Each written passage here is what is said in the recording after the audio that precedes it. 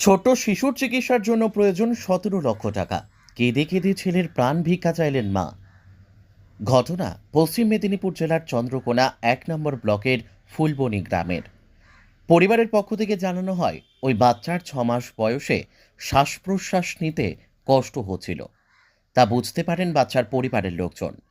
নিজেদের এলাকায় বেশ কিছুদিন চিকিৎসা করানোর পর কলকাতার একটি সরকারি হাসপাতালে ওই শিশুকে ভর্তি করা হয়।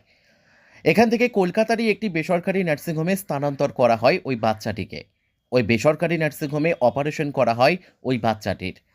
তার কিছুদিন পরেই বেসরকারি নার্সিংহোম থেকে বাচ্চাটির চিকিৎসার জন্য অন্যত্র নিয়ে যাওয়ার পরামর্শ দেওয়া হয়। সেই কথা মতো ছেলেকে বাঁচাতে ওই ছেলেকে নিয়ে বাবা মা চলে গেলেন সোজা ব্যাঙ্গালোরে।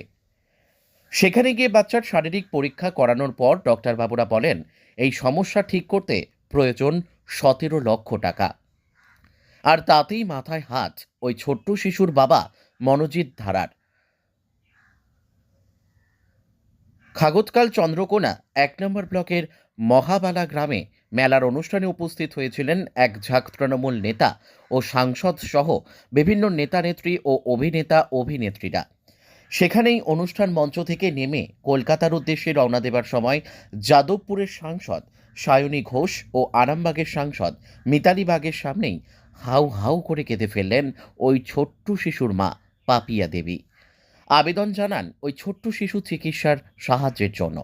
তার কথা শুনে দুই সাংসদ ছোট্ট শিশুকে কোলে তুলে নিয়ে সায়নী ঘোষ বলেন, মিতালি বাগ রয়েছেন আরামবাগের সাংসদ, তিনি পুরো বিষয়টি দেখবেন এবং ওনাদের সাহায্য করবেন। বাচ্চাটির চিকিৎসার প্রয়োজন আছে, আমিও কাগজপত্র দেখব।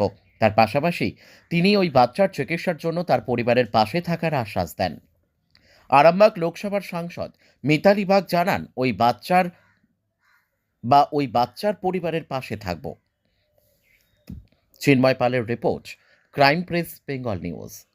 বিশাল শ্বাসনালী কষ্ট হচ্ছিল বাচ্চাটার, হার্টের প্রবলেম ছিল, তো বিশাল শ্বাসনালী কষ্ট হচ্ছিল বাচ্চাটার। কিন্তু আমরা ডাক্তার দেখাতে লিখেছিলাম পিজিতে, ওখানে ধরা পড়লো, ওখানে ভর্তি রেখেছিল। ওখান থেকে এফআইআর করলো নার্সিংহোমে কলকাতা মেডিকাতে।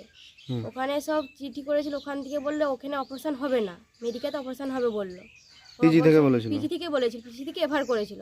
করার পর মেডিকাতে অপারেশন করলো সঞ্জয় সেন, অপারেশন করলো, জ্বর অবস্থা অপারেশনটি করেছে। বাচ্চা তার আগে বলেছিল খুব ক্রিটিক্যাল বাচ্চাটা আছে, বাচ্চাটা খুব একটু প্রবলেম আছে, বিশালই প্রবলেম তো আছে বাচ্চাটা, হাতটা ফুটেছিল বড়ই।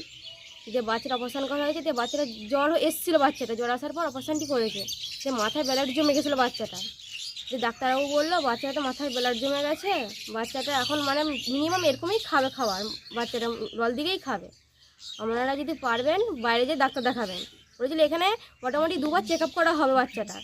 চেক আপ করলো, দিয়ে তারপরে আর ওখানে ঢুকতে দেয়নি। আর ওখানে বাচ্চাটা দেখানোর পর পিজিতে আবার নিয়ে গেছিলাম, ওখান থেকে বলে পিজিতে দেখানো হবে। পিজিতে ওখান থেকে এফআইআর করেছিল মেডিকাল থেকে, যে পিজি দেখালো। পিজিতে বললো বাচ্চাটাকে তাহলে এখানে অপারেশনটি করেছে মেডিকাতে, নার্সিংহোমে করেছে, ওখানকে নিয়ে যান। ওখান থেকে আর ওখানকে পাঠিয়েছে নার্সিংহোমকে দেখাবেন, সেখানে সঞ্জয় সেনকে দেখাবে। সঞ্জয় সেন বলছে না পিজিতে দেখানো হবে, ও বলছে ওখানে দেখাবো। কিন্তু আমরা পিজিতে নিয়ে গেছিলাম, দিয়ে পিজিতে বলে ডাক্তারবাবু বলছে বাচ্চাটা তো জল দিকেই খাবে, মাথার প্রবলেম, আমরা বাইরে নিয়ে যান। আমরা নিজে থেকে বাইরে নিয়ে গেছিলাম, ব্যাঙ্গালোর নিয়ে গেছিলাম।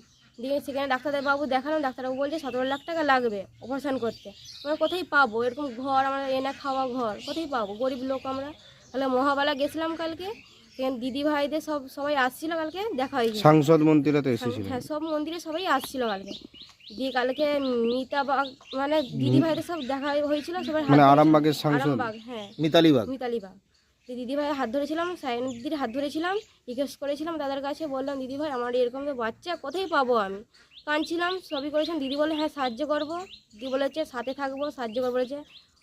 দিদিকেও জানাই আমার বাচ্চাটা যেমন ভালো হয়ে যায়, যেমন তাকেও আবেদন জানাচ্ছি। কিন্তু বাচ্চাটার ভালো হওয়ার জন্যই তো সবার কাছে বলেছিলাম, দিদিরা বলেছে থাকবে সাথে, সাহায্য করবে। বাচ্চাটার বর্তমান বয়স কত এখন? 1.5 বছর এখন। এটা কত বছর বয়স থেকে হয়েছে? এটা 6 মাস অপারেশনটি হয়েছে, মিনিমাম 1 বছর লল দিকে খাচ্ছে বাচ্চা। কথাটা তো বলতে পারতো আগে কথাটা বলতে পারতো, এখন কি কথাটা তো কথাও বলতে পারে না বাচ্চাটা, মিনিমাম লল দিকেই খাচ্ছে বাচ্চাটা। আপনার নাম? আমার নাম পাপিয়া মণ্ডল। আপনি বাচ্চার মা? আমি বাচ্চার মা। সম্ভবত ছেলেটির মায়ের নাম হচ্ছে পাপি এবং বাচ্চাটার নাম হচ্ছে কেশব। নামটাও খুব সুন্দর এবং বাচ্চাটাও খুব মিষ্টি বাচ্চা। তো ওনাদের যেটা সমস্যা হয়েছে বললো হার্টের প্রবলেম। দেখুন, যেহেতু আমি দীর্ঘদিন একজন আইসিডিএস ওয়ার্কার হিসাবে আমি কাজ করেছিলাম, বর্তমানে এখন আমি সেই জায়গা থেকে ছেড়ে এসেছি। তো হার্টের সমস্যা হলে আমরা সেখানকার আশা দিদির মারফত বিএমওইচ এবং সিএমওইচ মাধ্যমে যাই এবং ওখান থেকে একটা ডেট দিয়ে বাচ্চাটার একদম ফ্রি অফ কস্টেও চিকিৎসার ব্যবস্থা, শুধু ওই বাচ্চা নয়, হার্ট সংক্রান্ত প্রবলেম আমাদের আইসিডিএস থেকেই আমাদের ওই চেন বাই চেন সিস্টেমটা হয়ে যায়। হয়তো ওনাদের বিষয়টা আমার জানা আছে কিনা আমরা জানি না। তো আমরা হয়তো জানা ছিল না বলে ওনারা বলছেন যে হার্টের ফুটো, তো আমরা চিকিৎসা কোথাও করাতে পারিনি বা কেউ নেয়নি। এটা আমি বলবো একেবারেই সঠিক কথা নয়।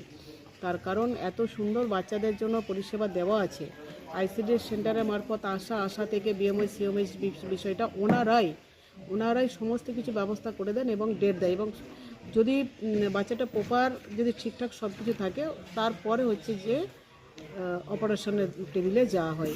তো সেটা একেবারে কিন্তু ফ্রি অফ কস্ট। তো ওনাদিকে আমরা বুঝিয়ে বলেও এসেছি। সায়নিধি ছিলেন কালকে, সর্বোপরি জানার আমন্ত্রণে আমরা গিয়েছিলাম ওই পল্লী সংস্কৃতি উৎসবেতে। অধ্যাপক ওয়াইজুল হক সাহেব, উনিও বিষয়টাকে একদম নজর দেখেছেন, যেহেতু গ্রামের বাড়িতে আসলে উনি তো ম্যাক্সিমাম টাইমই কলকাতায় থাকেন, তো অত্যন্ত মানব দরদি। তো উনিও বিষয়টা নজরে এনেছেন, বা আমরাও সার্বিক অ্যাকচুয়ালি যে কোথায় গেলে উনি চিকিৎসাটা পাবেন সেই বিষয়টা ওনার জানা নেই। আমরা ওনাকে সঠিক জায়গাতেই পাঠিয়েছি, ওনার বাচ্চা পুরোপুরিভাবে সুস্থ হয়ে আসবে, আমরা এই আশা রাখি। আপনারা জানেন যে আমাদের ঘাটা সাব ডিভিশন, আমাদের এটা আরামবাগ লোকসভার মধ্যে পড়ে।